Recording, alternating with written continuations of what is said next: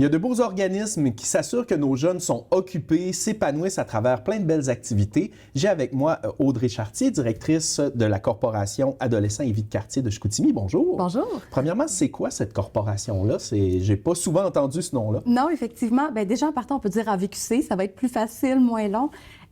Adolescents Vie de quartier de Chicoutimi, en fait, c'est un organisme qui va dans les milieux des adolescents sur le territoire de Chicoutimi, Chicoutimi-Nord, La-Terrière. Donc, on envoie vers les jeunes des intervenantes qui sont ultra qualifiées.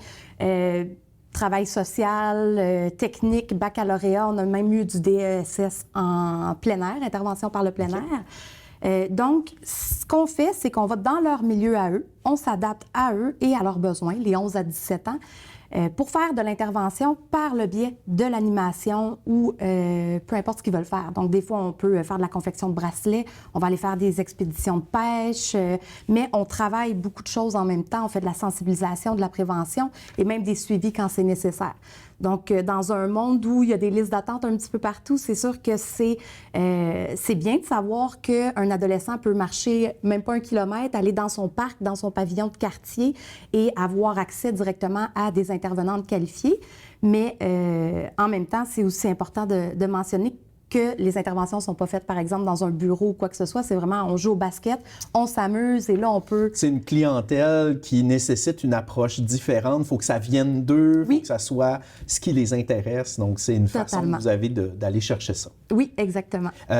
Comment c'est possible, cet organisme-là? Qu'est-ce qui permet Adolescents et Vie de quartier? En fait, on a des super beaux partenariats avec la communauté, avec des ZEC même, un petit peu autour, mais aussi le ministère de la Santé et des Services sociaux qui nous finance de ce côté-là, et Ville-Saguenay. Donc, on a un projet socio-communautaire aussi avec les cadets, le travail de rue. On travaille en collaboration. Puis, c'est ce qui nous permet de nous déplacer aux jeunes là, puis d'aller offrir ce service-là. C'est un beau maillage. J'imagine justement organiser ces activités-là très variées.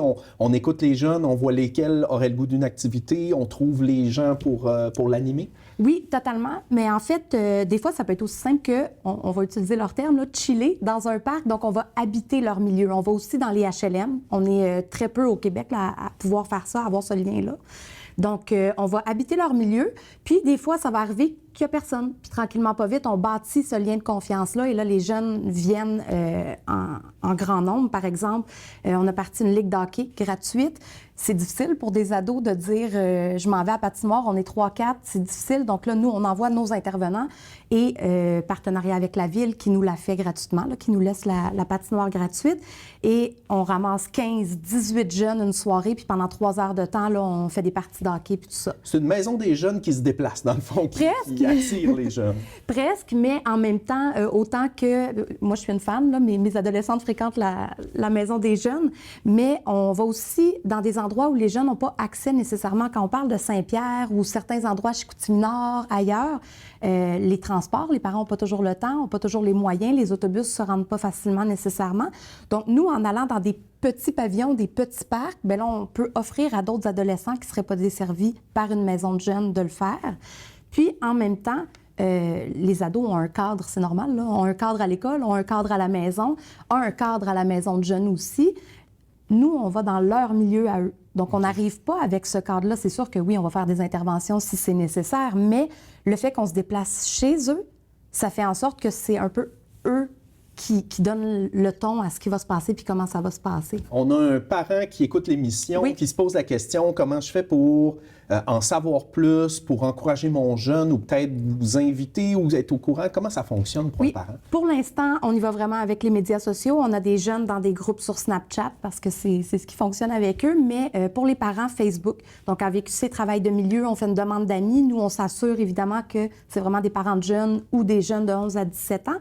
Et puis, par la suite, c'est sûr qu'on a des activités qui roulent déjà super bien. L'escalade l'été, c'est phénoménal. C'est beau pour les jeunes d'avoir accès à ça gratuitement parce que ça aussi, c'est important. Là. 100% de ce qu'on fait est gratuit. OK, donc il n'y a pas de frais, puis on fournit l'équipement, on s'assure qu'ils ont tout, puis que c'est sécuritaire. Exactement. Génial. Donc, on a les certifications aussi nécessaires. Là. Fait que pour les parents, c'est sûr. Puis je le répète encore, mais c'est des intervenantes qui sont qualifiées. Tu sais, parfois, il y a des gens qui se disent « Ah, ils viennent animer, c'est quasiment un camp de jour. » Non, c'est pas un camp de jour.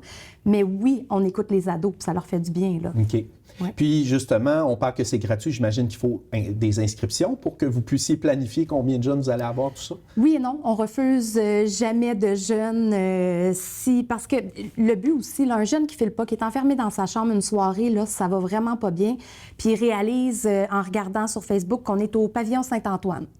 Il pourrait dire, OK, je m'en viens rejoindre tout le monde, puis c'est correct, on va s'adapter. Il n'y a jamais de problème. Puis c'est toujours en groupe de 2 ou de 3 intervenants. D'être accueillant, d'être On flexible, vu que c'est une génération, une clientèle qui en a besoin. Oui. Quand on parle d'activité, il y avait une activité qu'on voulait souligner qui n'est pas organisée par vous, mais qui... Oui, c'est pas organisé par nous. En fait, les 2 clubs Rotary de Chicoutimi ont décidé, en fait, leur président d'honneur, Marc Saint-Hilaire, a décidé de nous choisir comme cause.